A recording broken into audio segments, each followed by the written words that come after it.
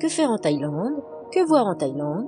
Quelle île choisir en Thaïlande? Je vous explique tout cela juste après ça. Bonjour, c'est Christine de À nous le monde, la chaîne qui vous propose chaque semaine des itinéraires prêts à partir, organisés jour par jour. Aujourd'hui, nous partons en Thaïlande, plus précisément dans les îles thaïlandaises. Mais avant cela, restez bien avec moi jusqu'au bout, car vous retrouverez le carnet pratique avec toutes mes bonnes adresses et les prix. Alors si vous vous êtes abonné, si vous avez mis un pouce bleu, on va pouvoir commencer. Vous êtes prêts? Allez, c'est parti!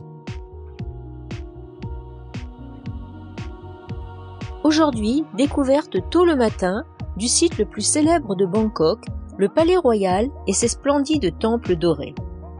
Ne manquez pas le Wat Po, l'immense Bouddha couché. Ensuite, on se rend au marché Chatuchak, immense et qui propose tout ce dont vous pouvez rêver. Mais attention, ce marché n'est ouvert que le week-end. Ensuite, on va se détendre en prenant un verre sur l'un des nombreux rooftops de la ville et on finit la soirée Khao San Road pour son ambiance spéciale. Dites-moi en commentaire si vous êtes comme moi du genre à ramener plein de choses de vos voyages et surtout dites-moi tout ce que vous ramenez. Au petit matin, partez à Ratchaburi où se tient un important marché flottant à environ 80 km de Bangkok. Les scènes auxquelles vous assisterez seront sans doute très dépaysantes. De retour à Bangkok, allez voir le Wat Arun au bord du Chao Phraya. Il est à la fois imposant et majestueux. Enchaînez avec une balade sur les Khong, les canaux qui traversent la ville. Cela vous permettra d'assister à quelques scènes de vie typiques, loin de l'effervescence de la cité. En soirée, on tente d'aller assister à un match de boxe thaïlandaise dans l'Amphini Stadium.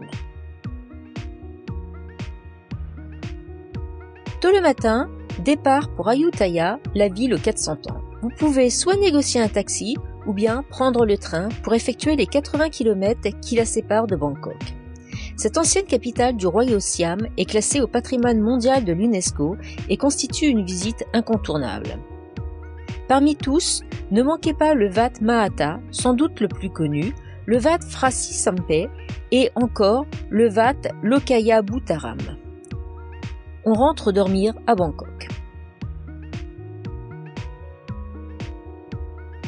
Aujourd'hui, départ pour Phuket en avion. À votre arrivée, partez à la découverte de l'île en scooter ou en taxi.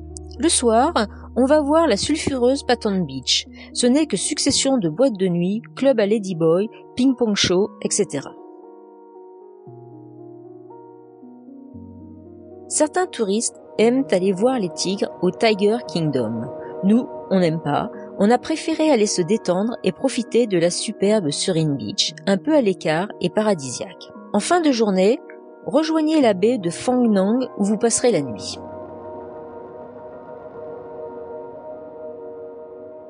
La journée sera consacrée à la découverte sur l'eau de la superbe baie de Phang Nang. Les îlots karstiques recouverts de végétation sont d'une rare beauté. Au passage, on ne manquera pas de vous signaler l'île de James Bond. Vous passerez la nuit au même endroit que la veille. Les 2 journées suivantes seront consacrées à l'île de Phi Phi que l'on rejoint en début de journée. Cette île a été rendue célèbre par le film La plage avec Leonardo DiCaprio. Mais c'est vrai que cette plage, la Maya Bay, en réalité, est splendide. Profitez des spots de snorkeling de l'île pour vous détendre, vous ne saurez plus où donner la tête tant les poissons sont nombreux, ou bien parcourez la baie en kayak de mer. Le matin, on part pour l'île de Khao Samui où on reste 3 jours à nous détendre et à profiter. Ici, c'est un peu le paradis sur terre. On en profite pour aller découvrir le parc marin de Koh Hang Tong ou alors pour aller se baigner dans la cascade Nam Muang ou encore pour s'offrir un safari dans la jungle. Après ce séjour, on revient à Bangkok pour une dernière soirée avant de prendre l'avion. C'est ici que s'achève ce séjour en Thaïlande. Place maintenant au carnet pratique. Pour ce voyage, vous aurez besoin d'un guide généraliste comme le Routard ou le Lonely Planet. Bonne nouvelle, vous n'aurez pas besoin de faire un visa avant votre départ. Pour vous déplacer, vous aurez recours à un tuk-tuk en ville, au taxi, à prix très abordable, et si vous avez l'habitude de ce moyen de transport, vous pourrez louer un scooter. Pour vos déplacements en avion, AirAsia est fiable et pratiquent souvent des prix raisonnables. On dit que la meilleure saison pour visiter la Thaïlande se situe entre octobre et avril. C'est vrai, mais j'y suis allée plusieurs fois en été et à part quelques bonnes douches de mousson, il faisait très beau et très chaud. Seul inconvénient, la mer est plus agitée et la visibilité sous l'eau souvent moins bonne. Sur place, n'hésitez pas à tester les massages thaïlandais. Mais je vous préviens, c'est addictif et une fois qu'on y a goûté, on ne peut plus s'arrêter. Si vous les trouvez un peu trop engagés, signalez-le à votre masseuse qui s'adaptera sans problème à votre demande. Ce qui est sûr, c'est que vous sortirez de là sans plus aucun stress ni tension. Bon alors, j'ai gardé le meilleur pour la fin, la nourriture thaïlandaise. Elle est absolument fameuse. Rien que d'y penser, j'en salive. Aussi bien les excellents currys élaborés, servis au restaurant, que le pad thaï de la rue. Un conseil, goûtez à tout, tout est délicieux.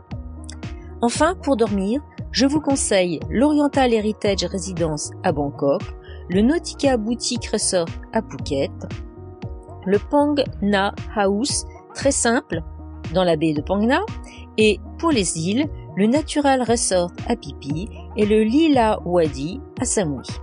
Comme d'habitude, vous retrouverez plein d'informations complémentaires sur mon site anoulemonde.net.